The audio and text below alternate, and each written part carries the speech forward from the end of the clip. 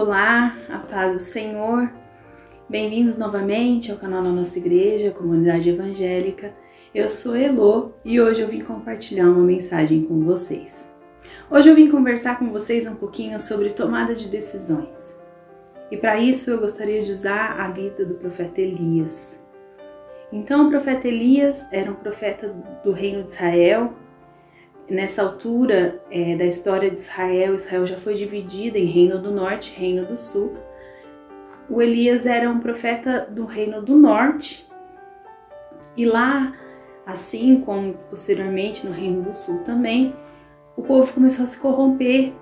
Em 1 Reis 16, nos é relatado que Deus reprovava o governo de Acabe, porque Acabe cometia os pecados de Jeroboão. Jeroboão foi aquela pessoa por quem o reino de Israel foi dividido. Ele tentou tomar o lugar de Salomão e não conseguiu. Ele tentou dar um golpe de estado em Salomão e não conseguiu. E quando Salomão então falece, quando Salomão morre, Jeroboão entra e consegue ali uma parte das tribos, a maior delas, e começa a reinar sobre elas. Então Jeroboão, ele começa a se tornar uma pessoa muito idólatra, começar a servir a vários deuses para agradar as pessoas. Então Acabe cometia esse mesmo erro, essa mesma falha, que Deus reprovava. E daí, no capítulo 16, versículo 30 e 31, ele ainda fala assim: além de cometer os mesmos pecados de Jeroboão, ainda se casou com Jezabel. Então Deus reprovou o casamento dele tanto quanto os pecados que ele cometia. Jezabel era uma mulher perversa e no reino dela se adorava a Baal. Então o povo ali começou a cultuar a Deus e a Baal. Acontece que por causa disso, Deus estendeu sua mão sobre Israel, pesou sua mão em Israel. Israel passou por 3 anos e meio de seca intensa, nunca antes vista ali na história de Israel. E o povo começou a sentir sede e Acabe já não tinha mais como, não conseguia descobrir como matar a sede do povo. Os gados começaram a morrer por falta de água. E é nesse contexto onde Elias está sendo procurado por Jezabel e por Acabe, porque eles procuram matar Elias. E Elias se apresenta e ele começa a fazer um desafio para o povo. Então ele desafia esse povo a ir ao Monte Carmelo para descobrir quem é o verdadeiro Deus. Então a gente vai ler agora 1 Reis 18, 21. Elias dirigiu-se ao povo e disse: até quando vocês vão oscilar para um lado e para outro? Se o Senhor é Deus, sigam-no, mas se Baal é Deus, sigam-no. O povo, porém, nada respondeu. Então aqui a gente vê que Elias deu um ultimato para o povo. Ele pergunta: quem é o Deus verdadeiro?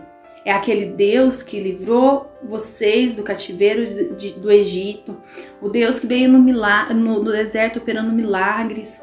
Esse é o Deus verdadeiro ou é Baal o Deus verdadeiro? Decide quem é o Deus verdadeiro e segue esse Deus. Por quê? Porque o povo adorava Deus e adorava Baal, né? Naquele pensamento: mas não tem problema, né? Só vai acrescentar, não tem problema. E tem problema. Então a gente vê aqui que Elias fala: até quando vocês vão oscilar para um lado e para o outro? Parece que o povo andava numa corda bamba. Parece que o povo andava em cima do muro. Aquele que a gente fala, a pessoa está em cima do muro, ela não se decide se quer ir para cá ou para cá. E a gente precisa tomar uma decisão.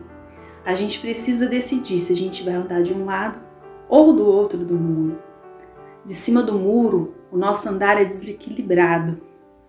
De cima do muro, a nossa queda é mais alta.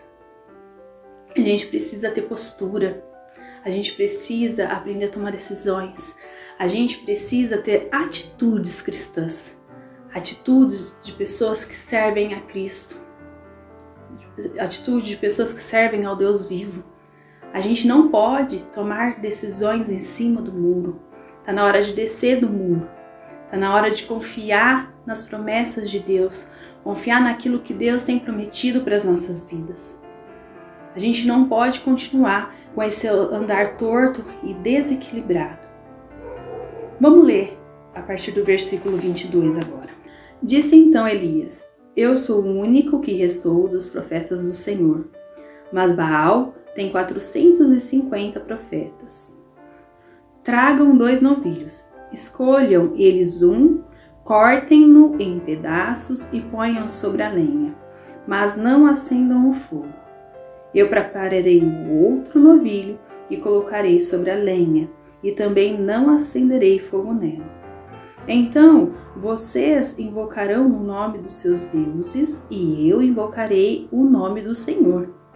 O Deus que responder por meio de fogo, esse é Deus. Então o povo disse: o que você disse é bom. E aqui o povo concorda com Elias, então. Não, razoável essa proposta que você fez. Vamos fazer dessa forma, então. E se a gente parar para perceber e para atentar ao texto, Elias era 1 contra 450 profetas de Baal. Se ali só os profetas de Baal resolvessem atentar contra a vida de Elias, Elias provavelmente já seria um homem morto. Mas Elias confiou em Deus. Elias confiou tanto em Deus que ele falou assim: vocês escolham o novilho que eu vou prestar adoração ao meu Deus. Ele entregou para que eles pudessem fazer da maneira como eles quisessem. E aqueles profetas, eles não eram só profetas, eles também eram feiticeiros.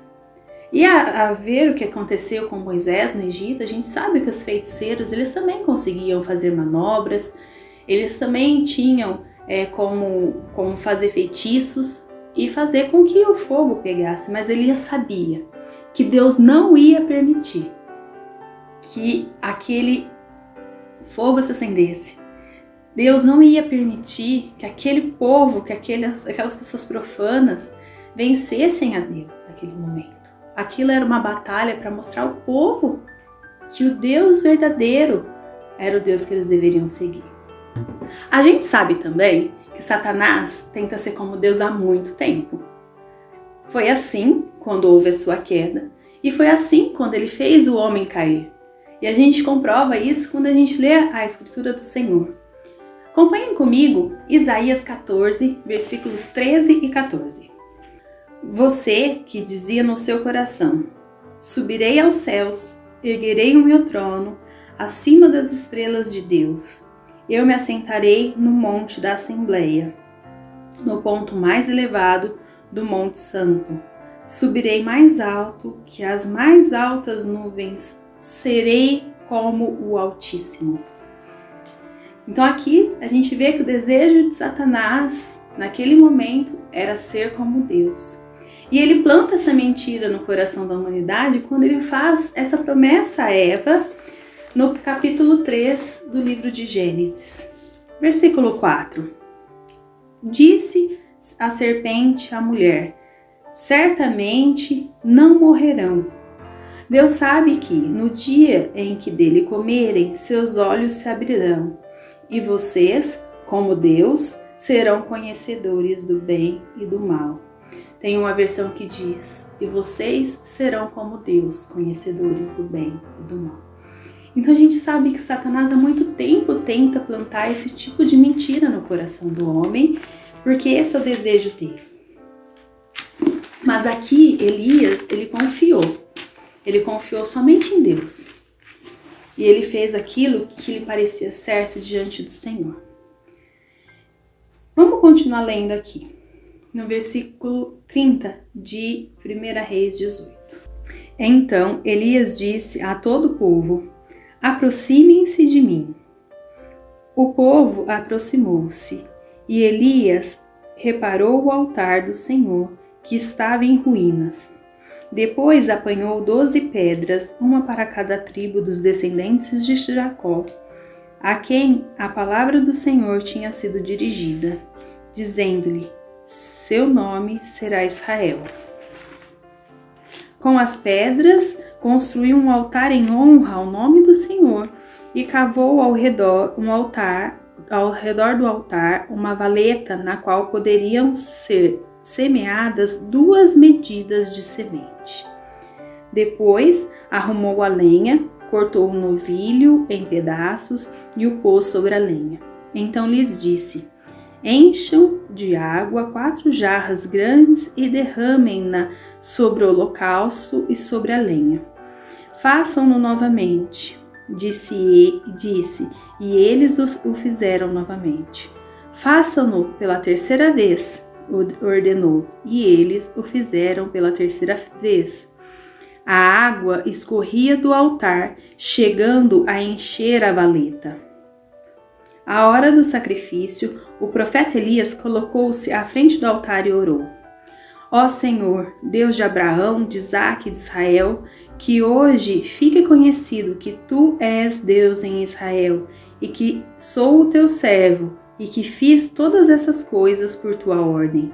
Responde-me, ó Senhor, responde-me para que este povo saiba que Tu, ó Senhor, és Deus, e que fazes o coração deles voltar para Ti. Então, o fogo do Senhor caiu e queimou completamente o holocausto, a lenha, as pedras e o chão, e também secou totalmente a água da valeta. Quando o povo viu isso, todos caíram prostrados e gritaram: O Senhor é Deus, o Senhor é Deus. Aquele povo, com essa manifestação, conseguiu enxergar que o Senhor era Deus. Elias teve confiança. Elias molhou a lenha, o holocausto, o chão. E não molhou pouco, as valetas se encheram de água. Era muita água. Ou seja, ele dificultou o trabalho de Deus. Mas para Deus nada é impossível, nada é difícil. E Deus provou para aquele povo que Ele era Deus. E hoje, nós, além de todas essas demonstrações que Deus deu para o seu povo durante o Antigo Testamento, nós tivemos a revelação de Deus em Jesus. Nós tivemos a revelação de Deus em Jesus, nós vimos Jesus e nós temos os relatos de Jesus operando todos os milagres, da igreja sendo construída através dos séculos. Hoje, Deus deu para mim, deu para você o Espírito Santo. O Espírito Santo nos revela as coisas que nós pedimos a Ele. O Espírito Santo nos faz nos achegarmos mais a Deus. Então hoje, o que eu desejo para a minha vida e para a tua vida é que nós possamos nos firmar mais nas promessas de Deus. Que nós possamos descer do muro, descer para o lado certo do muro, que a gente saia desse subjugo de Satanás de querer ser como Deus, que a gente volte ao primeiro amor de Cristo, aquele amor que nos revela, que nos consome, aquele amor que nos faz ter uma vida cristocêntrica, que nos faz querer crescer na palavra de Deus. E meu irmão, tenho uma coisa para te falar.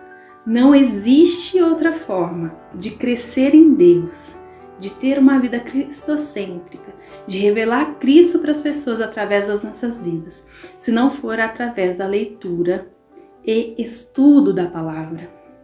A gente precisa ter o hábito de ler a palavra, de entender a palavra de Deus.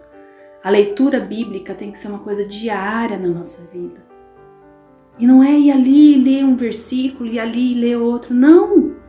Pega um livro, fala assim, hoje eu vou estudar o livro de Marcos. Vou estudar o Evangelho de Marcos. Leia o Evangelho de Marcos. Estude, preste atenção nas falas de Jesus naquele livro. Preste atenção nas revelações de Deus em cada livro, para que a gente possa crescer em Cristo. Não é ser melhor que o outro, não, é um conjunto. A gente tem que crescer junto, é um conjunto. E que a palavra de Cristo possa ser transmitida às outras pessoas através da minha e da tua vida. Não apenas através das nossas palavras, mas através das nossas atitudes. Vamos orar. Senhor meu Deus, Senhor meu Pai, eu te agradeço porque o Senhor trouxe a tua palavra até nós, porque a tua palavra nos foi revelada, Pai. E agora nós te pedimos, Senhor, em nome de Jesus, faça morada permanente em nossos corações. Que a tua palavra esteja sempre conosco, Pai. Que a tua palavra esteja nos purificando a cada dia. Que nós possamos buscar a tua palavra, Pai. e que nós possamos, Senhor, nos aconchegar naquilo que Tu tens falado para nós. Que o Senhor possa nos encher do Teu Espírito Santo e que a nossa comunhão contigo seja aumentada a cada dia, Pai. Que a vida do Seu Filho Jesus Cristo seja revelada através de nós, em nome de Jesus. Para terminar, eu quero colocar uma ilustração para vocês. Existia um sábio e ele um dia pediu para o seu discípulo pegar um balaio de vime e ir até o rio e encher de água para ele. E esse discípulo foi pensando, como que ele poderia encher o cesto, mas se aquele sábio, tinha falado para ele fazer, ele ia fazer o que o mestre estava pedindo. Então ele foi no rio, encheu o balaio e voltava correndo, mas no meio do caminho já não tinha mais água. Então ele ia no rio, enchia o balaio, voltava e no meio do caminho já não tinha mais água. E ele tentou isso diversas vezes até que ele voltou com o balaio vazio e falou, o mestre olhou para ele e falou assim, você encheu de água? Meu mestre, eu tentei, mas todas as vezes a água vazou por todo o cesto.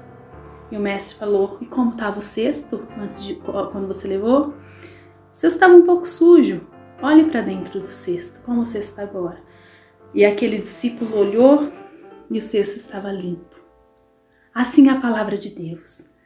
Ela vai entrar, a gente pode não retê-la toda, mas com certeza, a cada leitura, a gente será um pouco mais limpo.